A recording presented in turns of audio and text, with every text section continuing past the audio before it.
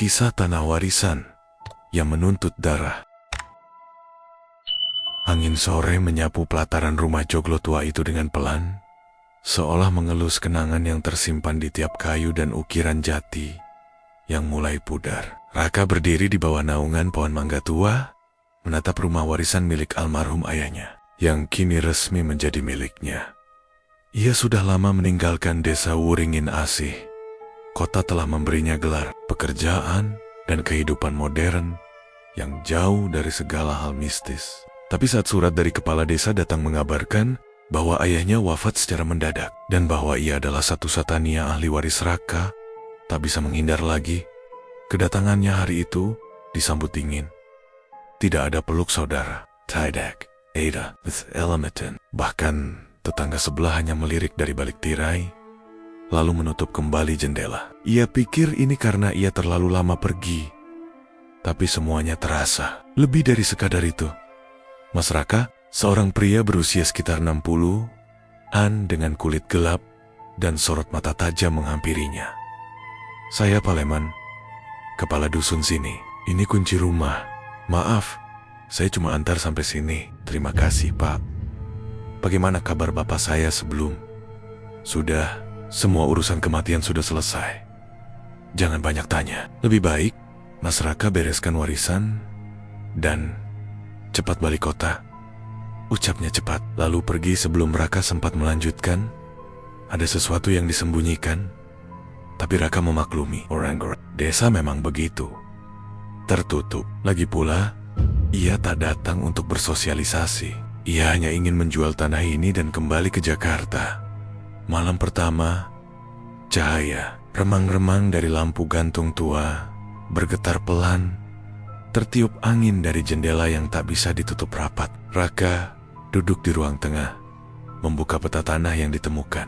Di lemari kayu kamar ayahnya, ada denah kebun, sawah, dan anehnya lingkaran merah di pojok peta bertuliskan, "Sumur, jangan ditutup.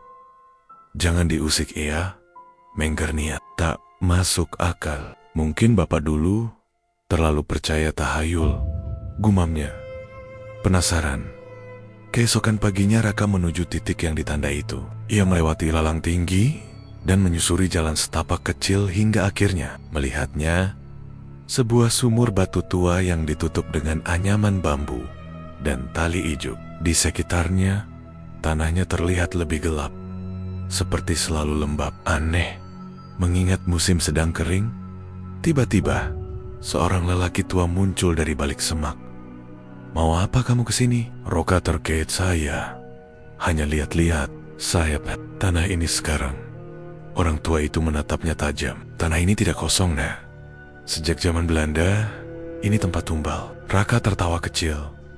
"Bapak percaya begituan?" Lelaki itu tidak menjawab, hanya berkata, "Kalau kamu tutup sumur, itu yang dikurung di dalam akan bangun." Malam kedua, Raka mimpi buruk. Ia berjalan sendirian di tengah sawah malam hari.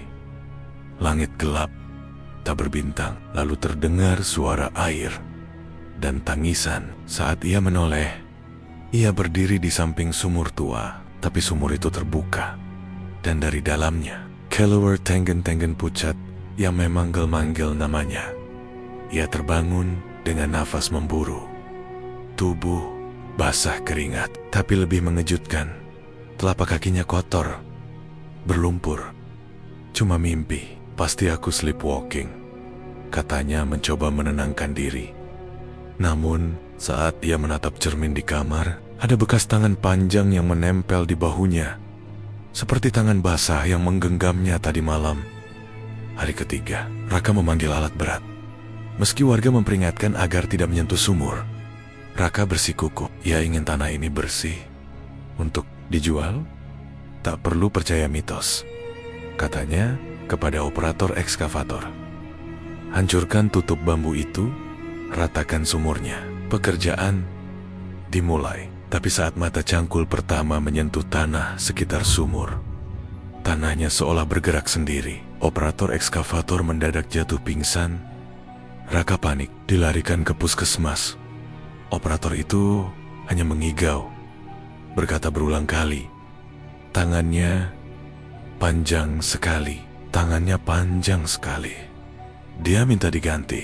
Tumbalnya belum cukup.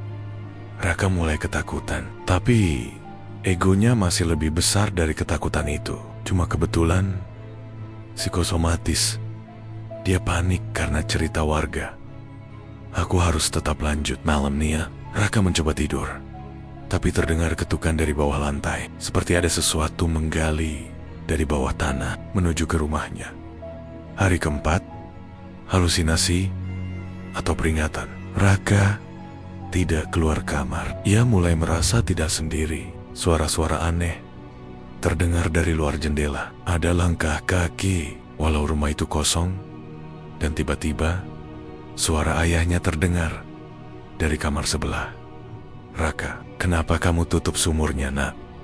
Dia belum kenyang. Raka membuka pintu kamar dengan tangan gemetar dan tak ada siapa-siapa. Tapi dinding kamar ayahnya dipenuhi lilit tali ijuk. Seperti bekas lilitan tali, pengikat sesuatu. Malam kelima, Raka bermimpi lagi. Kali ini lebih nyata. Ia berjalan di pematang sawah yang dipenuhi asap tebal. Dari khayalan, ia melihat 3 orang bersorban putih duduk melingkar di dekat sumur. Komat Kamit membacakan mantera. Lalu suara ayahnya terdengar lagi. Lebih dekat, kalau tutupnya dibuka, maka tumbalnya harus diganti. Dan gantinya adalah darah keluarga. Raka terbangun dan di luar rumah. Sumur itu sudah terbuka. Tutup bambu hancur. Tanah di sekelilingnya basah dan merah kehitaman. Bau anyir mulai menyebar ke seluruh halaman. Ia mundur pelan-pelan. Napasnya tercekat. Tiba-tiba terdengar suara dari arah sumur. Langkah berat, napasan serak, suara jeritan wanita. Dan dari balik kabut muncul bayangan hitam bertangan panjang menyeret sesuatu dari dalam sumur. Raka berdiri membeku di ambang pintu rumah. Matanya membelalak. Di tangannya, bayangan itu memegang foto keluarga Raka yang sudah terbakar setengahnya. Dan suara itu berkata lirih, "Satu tumbal belum cukup, Raka. Sekarang gantian kamu." Suara itu bergema dari balik kabut pekat. Disusul tawa serak yang terdengar seperti berasal dari mulut yang tak pernah minum air selama 100 tahun. Raka berdiri membatu. Tubuhnya dingin seperti mayat. Sementara bayangan hitam bertangan panjang itu mulai mendekat dari arah sumur. Di tangannya, foto keluarga Raka yang hangus sebagian tampak melayang-layang. Sebelum akhirnya jatuh tepat di depan kakinya. Dan kemudian bayangan itu menghilang. Seketika itu juga kabut lenyap. Suara hilang dan halaman rumah menjadi sunyi. Tapi Raka tahu itu bukan mimpi. Karena ketika ia memungut foto tersebut, di belakangnya tertulis dengan arang kasar. Darahnya sudah diminum. Giliranmu sebelum bulan gelap. Pagi harinya, Raka mencoba bersikap normal. Ia membuat kopi, menyapu halaman, dan berpura-pura tidak melihat tanah berlumpur berdarah di dekat sumur. Tapi kenyataan menamparnya cepat. Kabar kematian menyebar cepat di desa Wuringin Asih. Pak Darto, salah satu tetua desa, ditemukan tewas mengambang dalam bak mandi dengan wajah yang membiru dan mata melotot, namun tak ada satu tetes pun air di tubuhnya. Sama seperti kejadian 30 tahun lalu, kata Bu Ratmi, janda tua yang tinggal di ujung jalan. Lirih kepada tetangga lainnya dulu juga jicu. Waktu anak Pak Karyo nekat nutup sumur, 3 orang mati satu-satu. Terus tanah itu basah terus kayak habis hujan. Padahal kemarau panjang. Raka mendengar semua itu dari balik jendela. Tapi yang membuatnya benar-benar menggigil adalah korban pertama selalu orang yang paling dekat dengan sumur. Dan ia ingat Pak Darto lah yang membantunya tunjukkan batas tanah warisan. Apakah sumur itu memilih siapa yang duluan diambil? Malam ke-6, Raka mulai mendengar suara di rumah. Bukan tikus, bukan angin, tapi suara tangisan anak kecil yang terdengar dari bawah lantai kayu. Lalu, suara langkah kaki yang berat, seolah ada seseorang sedang berjalan di bawah tanah rumahnya. Ia memberanikan diri turun ke bawah rumah panggung tua itu, membawa senter. Ia menyusuri kolong rumah yang dipenuhi debu, sarang laba-laba, dan bau besi karat. Tapi saat sorotan senternya menabrak sebuah kain kafan lusuh, terikat pada balok kayu, jantungnya berhenti berdetak sejenak. Ia mendekat dan melihat bahwa kafan itu basah, bukan oleh air, tapi darah yang masih hangat. Dan tiba-tiba, kain itu bergerak. Raka terhuyung ke belakang. Dalam kegugupan, ia menyadari satu hal. Balok tempat kain itu tergantung adalah bagian dari pondasi rumah ayahnya. Rumah ini dibangun di atas kuburan. Keesokan harinya, Raka memutuskan mencari jawaban. Ia mendatangi Mbah Wiryo, dukun sepuh yang pernah dikenal sebagai penjaga sumur. Sejak zaman ayahnya kecil, Mbah Wiryo sudah buta dan tinggal di gubuk kecil di ujung hutan. Aku tahu kamu datang, Raka, karena tanah sudah membawamu, ucap Mbah Wiryo bahkan sebelum Raka membuka mulut. Apa yang sebenarnya ada di dalam sumur itu, Bah? Tanya Raka lirih. Mbah Wiryo menghela napas panjang. Dulu, tanah Wuringin Asis subur karena ditumbali. Para dukun zaman Belanda menyegel satu makhluk roh tanah. Makhluk haus darah ke dalam sumur itu. Tiap 7 tahun, satu tumbal harus dilemparkan. Kalau tidak, dia akan ambil sendiri. Kenapa bapak saya nggak pernah cerita? Karena ayahmu adalah penjaga terakhir yang menjaga agar sumur itu tak dibuka. Posing igat, posing mantra, bahkan kirim mimpi ke orang-orang kota. Tapi kamu keras kepala. Lalu Ada Kara menutupnya kembali. Mbah Wiryo terdiam. Ada, tapi dengan satu syarat. Kau harus mengganti tumbal yang dia minta. Dan makhluk itu tak minta hewan. Ia minta darah manusia. Malam ke-7, desa mulai gelisah. Orang-orang mulai tidur siang dan berjaga malam. Di banyak rumah, daun pintu diberi sapu lidi terbalik, jimat dipaku di kusen, dan suara doa mengalun. Tiap tengah malam, Raka sendiri mulai mendengar suara-suara dari sumur. Ia merekam dengan ponsel, dan yang terdengar hanyalah suara, Raka, darahmu mengalir di tanah ini. Kembalikan. Kembalikan. Tak tahan, Raka mencoba meninggalkan desa malam itu juga. Tapi saat mobilnya mencapai ujung jalan, keluar desa, asap keluar dari mesin, ban meledak, dan ponselnya mati. Jalan yang tadinya terbuka kini berubah seperti jalan buntu. Ia bahkan tak bisa menemukan sinyal, GPS, atau arah kembali ke kota. Ia kembali ke rumah dengan napas memburu, tapi sesuatu lebih buruk menantinya. Lantai rumahnya basah, daerah marem, dari bawah ubin. Dan saat ia masuk ke kamar, ia menemukan foto ibunya yang sudah lama meninggal, tergantung di dinding, meneteskan darah dari mata. Lalu, dari arah belakang rumah, terdengar suara langkah kaki. Raka menoleh cepat dan berdiri di ambang pintu adalah sesosok wanita berambut panjang, tubuhnya penuh lumpur dan darah, mengenakan baju daster tua. Wajahnya samar, tapi sangat familiar. Itu ibunya. Tapi bibir wanita itu sobek seperti digergaji. Dan dari mulutnya keluar suara rendah yang bukan suara manusia. Raka, kamu anakku, tapi kamu juga milik tanah ini. Sebelum bulan mati, darahmu harus ditelan. Raka tersentak dan mundur. Tapi dari jendela, bulan benar-benar tak terlihat. Hanya langit gelap, seperti diliputi kain hitam. Dan kegelapan itu, sumur tua di belakang rumah kembali terbuka dan sesuatu mulai merangkak keluar. Bau anyir makin kuat, tanah bergetar, dan Raka hanya bisa berbisik. Aku harus mencari tumbal lain sebelum tanah ini menelanku. Kalimat itu terucap nyaris tanpa sadar dari bibir Raka. Namun setelahnya suasana hening seperti menyimak, seolah tanah, pohon, dan bahkan sumur tua itu sendiri. Mendengar, Raka terduduk di lantai ruang tengah rumah warisan yang kini tak lagi terasa sebagai tempat tinggal, melainkan sebagai jeruji tak kasat mata. Di sekelilingnya, ubin menghitam dan berbau amis. Dinding-dinding mengeluarkan retakan basah, seakan rumah ini sendiri ikut membusuk perlahan. Tangannya gemetar. Ia memegang secarik kertas gambar peta warisan milik ayahnya di bagian belakang. Selain larangan membuka sumur, ia menemukan tulisan kecil lain yang samar. Jika tumbal tak diberikan, tanah akan menelan darah keturunan. Kalimat itu kini menjadi ancaman nyata.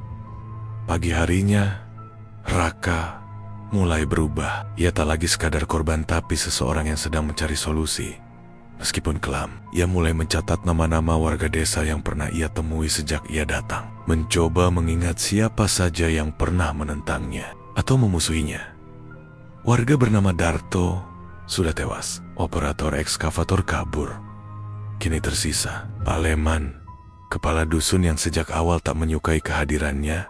Kalau memang ini harus dituntaskan, aku hanya perlu satu tumbal lagi, bukan? Gumam Raka sambil menatap sumur dari kejauhan.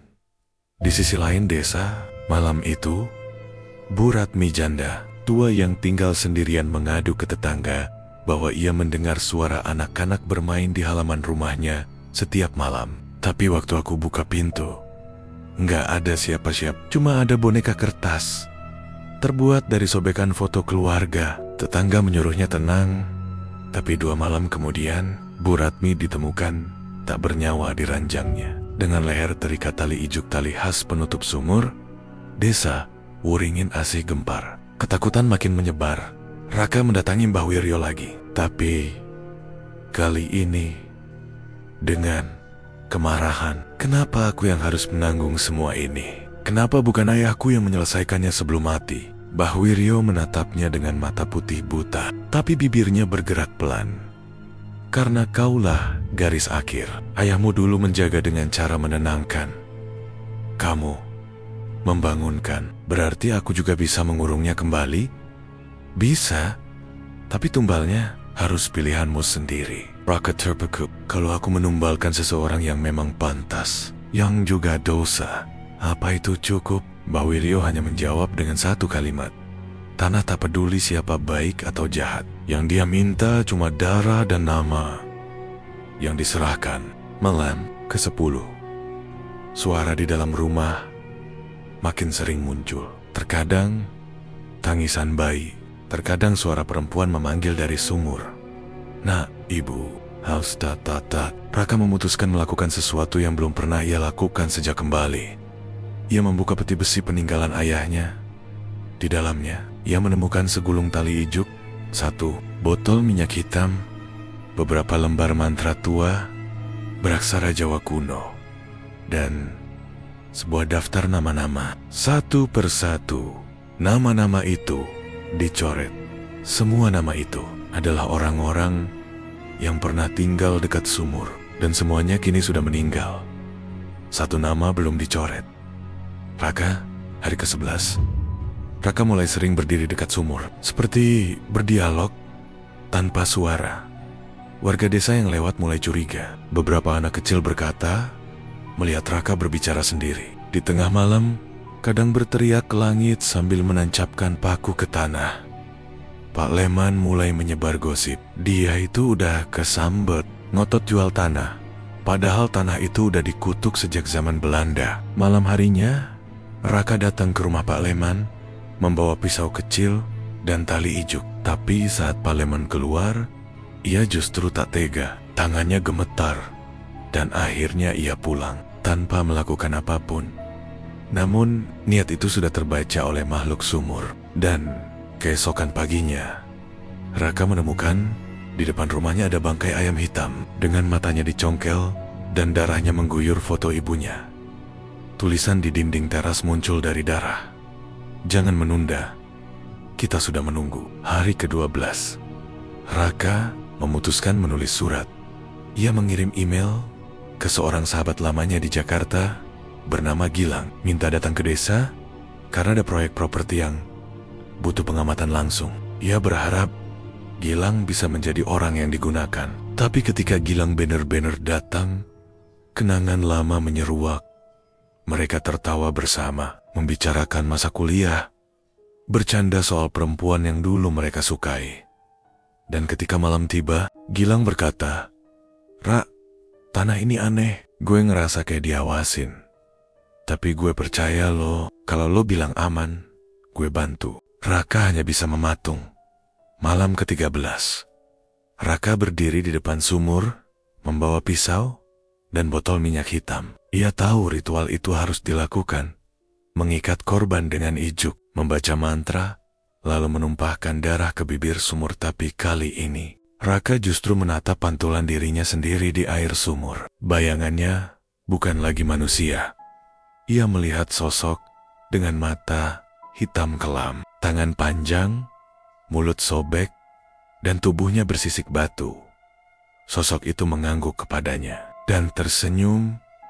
Dari belakangnya, suara Gilang memanggil, "Rak, lo ngapain? Ini udah malam banget." Raka berbalik dengan pelan. Pisau di tangannya bergetar. Dan malam itu, pilihan harus dibuat. Apakah Raka akan mengorbankan sahabatnya? Apakah ia akan menumbalkan dirinya sendiri? Atau apakah ada jalan lain yang lebih gelap lagi? Tapi Raka menjawab. Tanah di bawah kaki mereka bergetar hebat, dan sumur itu memuntahkan cairan merah kehitaman yang berbusa. Suara tangisan berubah jadi tawa. Makhluk itu sudah bangun, dan ia tak mau menunggu lagi. Tanah bergemuruh seperti ada puluhan makhluk merangkak di bawahnya. Gilang terhuyung ke belakang. Wajahnya pucat. "Ra, lo nggak bilang sumur ini ada isinya?" Raka menatap cairan merah itu, lalu menatap sahabat lamanya, satu-satunya orang yang datang tanpa prasangka. Tangannya masih memegang pisau ritual, namun ia hanya diam. Terlalu lama, terlalu ragu. "Lo kenapa diam aja?" bentok Gilang. Raka akhirnya menjawab pelan, "Karena lo tumbal yang sempurna." Flashback. 18 tahun lalu Raka kecil berdiri di belakang rumah. Diam-diam mengintip ayahnya yang tengah duduk melingkar dengan dua pria tua lain. Di tengah mereka, sebuah kendi tanah liat dan 3 helai kertas bertuliskan aksara Jawa kuno. Mantra. Sang ayah membaca mantra sambil meneteskan darahnya ke dalam kendi. "Semoga tanah ini subur. Semoga anak-anak kami tak diambil. Semoga tumbal bertahan cukup lama." Dan malam itu, seekor kambing dibantai di atas sumur. Tapi dalam bisikannya, sang ayah berkata, "Kalau darah binatang tak cukup lagi, kita harus serahkan darah sendiri. Atau darah anak." Raka tidak pernah lupa mimpi buruk malam setelahnya. Tapi ia juga tak pernah lupa kalimat ayahnya. "Suatu hari, kamu akan memilih, nak. Dan pilihanmu akan menentukan apakah kamu tetap manusia atau bagian dari tanah ini." Kembali ke malam sekarang. Cairan sumur mendidih. Gilang memundurkan langkah. Sementara dari dalam rumah tua terdengar suara gamelan yang entah datang dari mana. "Rak, lo gak waras. Lo nyeret gue ke sini buat dijadiin tumbal." Raka menangis, tapi bukan air mata penyesalan, melainkan air mata takut.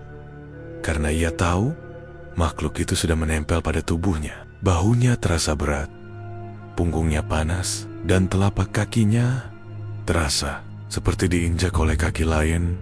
Di tempat lain, Mbah Wiryo duduk diam di dalam gubuknya. Ia membakar selembar daun lontar sambil membaca mantra. Tapi asap tak kunjung menghilang. Sudah terlambat. Makhluk itu bangkit dengan nama baru. Dan nama itu Raka. Di rumah warisan, pukul 2 dini hari, semuanya meledak. Angin menyapu masuk. Pintu terbuka sendiri. Gilang terjatuh. Matanya membelalak ketika bayangan hitam keluar dari sumur, merayap ke tubuh Raka. "Aku sudah beri waktu. Aku sudah beri peringatan. Sekarang, giliranku memilih tumbal. Tubuh Raka membungkuk. Bayangan itu merasuk masuk lewat mulutnya, membuatnya memuntahkan darah ke tanah. Raka berteriak tapi bukan suaranya. Suara itu dalam seperti lelaki tua bercampur raungan binatang.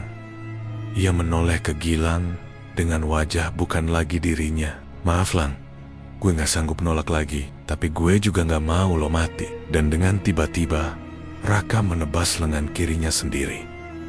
Darahnya muncrat ke tanah. Ia membacakan mantra dari kertas tua, warisan ayahnya. Biar darahku menutup mulutmu, wahai penjaga tanah. Biar namaku jadi dinding penjaramu kembali. Makhluk itu meraung. Sumur bergetar, tanah berdenyut. Tapi kemudian, bayangan hitam itu keluar dari tubuh Raka marah. Menjerit tak puas. Kau tak cukup. Bukan darah segar. Aku mau yang belum dikutuk. Makhluk itu melompat ke arah Gilang. Tapi saat itu juga, Raka berdiri di antara mereka. Tangannya masih meneteskan darah. Ia membenturkan kendi tanah liat ke tanah. Kendi itu pecah dan dari dalamnya keluar asap putih, pekat yang membungkus makhluk itu. Terjadi ledakan cahaya merah. Gilang pingsan. Raka menghilang. Pagi harinya, Gilang bangun di ruang tengah rumah joglo. Semua terasa sunyi. Udara kembali normal. Di sebilannya hanya tersisa pisau ritual dan selembar kertas bertuliskan tangan Raka.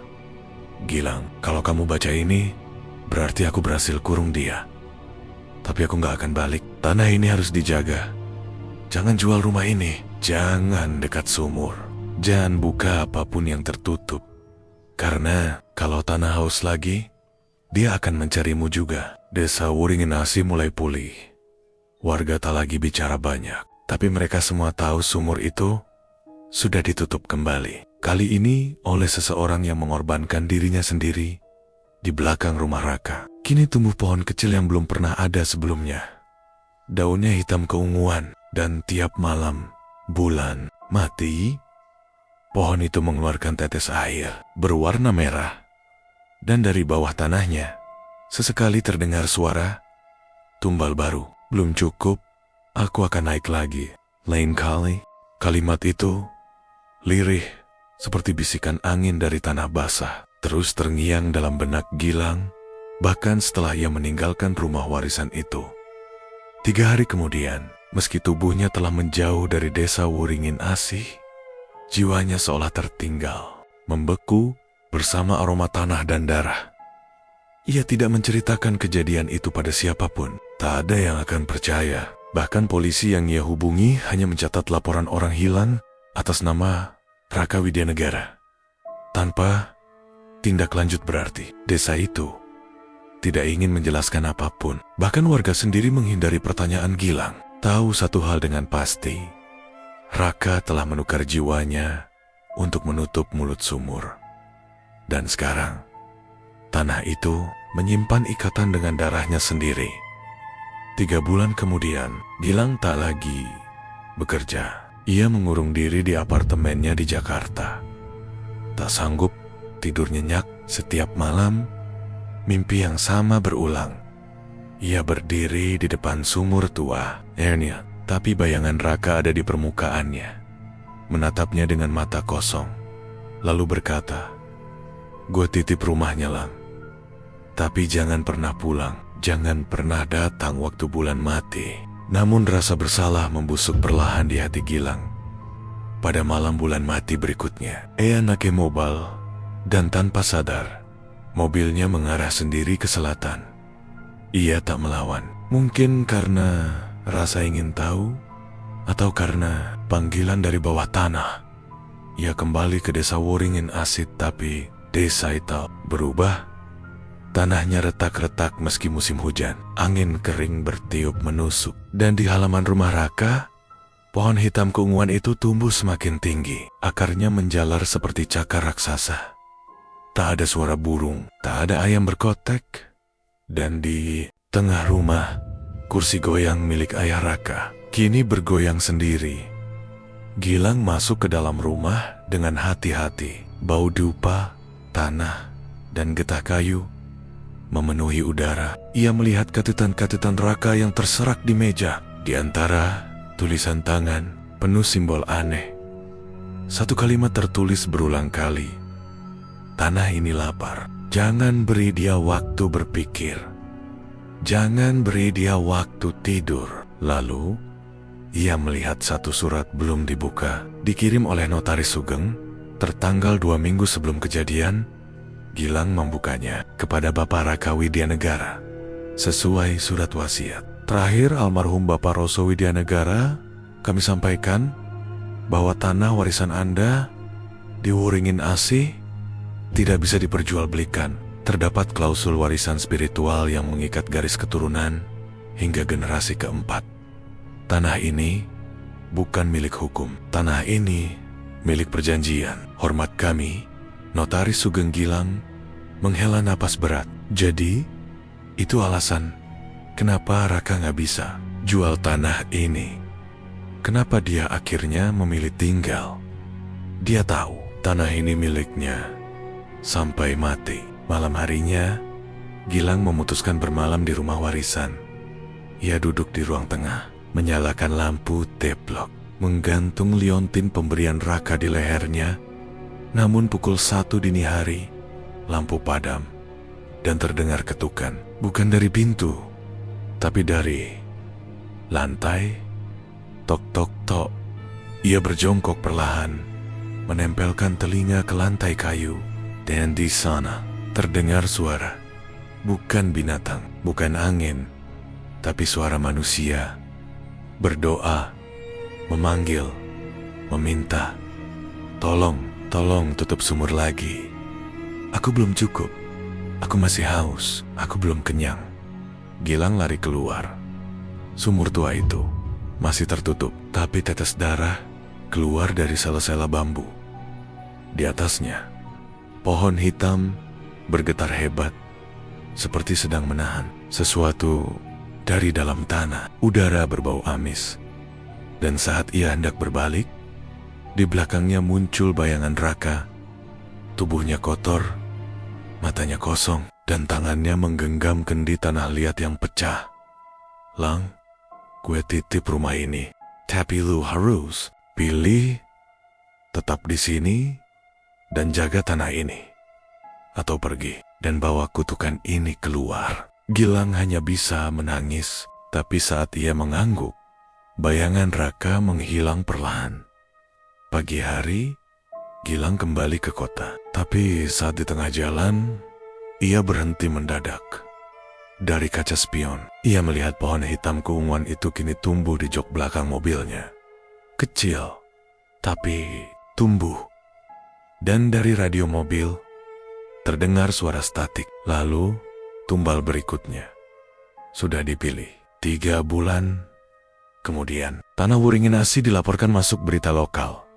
3 warga ditemukan dalam kondisi mati misterius, dengan mulut dipenuhi tanah dan mata hilang. Polisi mengatakan penyebabnya adalah penyakit langka, tapi warga tahu tanah lapar lagi. Gilang kini hilang kontak. Apartemennya kosong. Di kamar tidurnya hanya tertinggal lukisan sumur yang dibuat dengan darah kering dan satu tulisan di dinding. Warisan ini tak bisa dijual karena ia tidak hidup dalam sertifikat, tapi hidup dalam tubuh. Dan cerita pun tamat.